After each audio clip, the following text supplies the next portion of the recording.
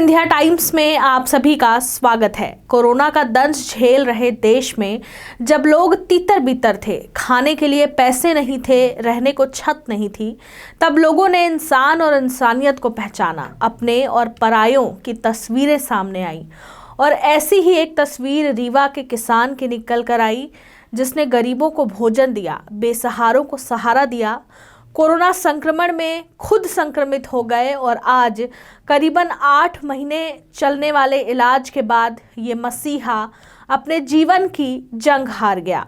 बता दें, चेन्नई के अपोलो अस्पताल में 8 महीने से इलाज के बाद रीवा के किसान धर्मजय सिंह, जो कि 50 वर्ष के थे, जिनकी मौत मंगलवार रात कोरोना से हो गई। इनके इलाज पर करीब 8 करोड़ रुपए खर्च हुए। आपको बता दें, ये देश में सबसे लंबा चलने वाला कोरोना का इलाज माना जा रहा है। एक जिंदा दिल इंसान, नेक दिल इंसान का यूं चला जाना कितना दर्दनाक होता है, ये तो उसका परिवार और उससे जुड़े इंसान को ही मालूम है। बता दें, धर्मजय एक किसान थे। वे कोरोना संक्रमित हो गए, वो भी तब जब लॉकडाउन के दौरान मजदूर पलायन कर रहे थे। तभी धर्मजय उनकी सेवा में लग गए और इतना कि जब महामारी में लोगों को अपनों ने ही बेसहारा छोड़ दिया, तब उन्होंने दूसरों को सहारा दिया। कभी महाराष्ट्र से आए मजदूरों को चाय पिलाई, तो कभी मरीजों को अस्पताल भर्ती कराने लेकर गए। इसी बीच कोरोना पॉजिटिव हो गए। बता दें, 8 महीने तक चले इलाज के बाद चेन्नई के अस्पताल में धर्मजय की मौत हो गई। इनके इलाज में करीब 8 करोड़ रुपए खर्च हो चुके हैं और 50 एकड़ जमीन भी बिक चुकी है। उनके भाई प्रदीप ने बताया कि 2021 में कोरोना की दूसरी लहर में लोगों की सेवा करते करते उनका छोटा भाई खुद ही पॉजिटिव हो गया। जैसा कि उसका मिजाज था, उन्होंने कुछ नहीं बताया, पर मई के बीच उसकी तबीयत बिगड़ने लगी। रिपोर्ट आई कि उसके फेफड़े अब काम के नहीं हैं। आपको बता दें, 18 मई को वे ठीक हो गए थे। उनका एक्मो नाम की मशीन पर इलाज चला, वेंटिलेटर भी हट गया। डॉक्टर्स बोले कि ऑर्गन भी सेफ हैं। आईसीयू से छुट्टी भी मिल गई। इसके बाद तबीयत फिर बिगड़ी।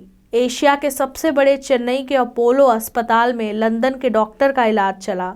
उनके भाई ने बताया कि वे चाहते थे गाँव में ही ऐसा अस्पताल बने कि बाहर जाने की ज़रूरत ना पड़े।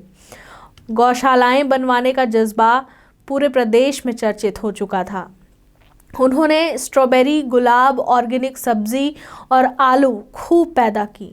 इस संकट की घड़ी में 17 से 18 मई चेन्नई जाने के पहले 50 यूनिट खून की ज़रूरत थी। 250 लोग जुट गए। शायद उनका प्यार ही था, वो कोशिश में बदल गई। उनके भाई ने बताया कि हम चेन्नई से निकल चुके हैं।